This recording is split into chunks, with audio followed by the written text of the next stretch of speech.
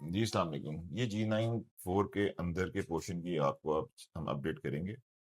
Porch کے اندر selling complete ہو چکی ہے، لائٹس بھی تقریباً لگ گئی ہیں، اور اس میں اب صرف ہماری فلورنگ رہ گئی ہے. وہ ہم گیٹ کا ریمپ وغیرہ بناتے ساتھ ہی اس کو کمپلیٹ کر دیں گے. اور پینٹ آلموسٹ تقریباً سارا ہو چکا ہے. اس کے اندر فائنل کوٹ رہتا ہے.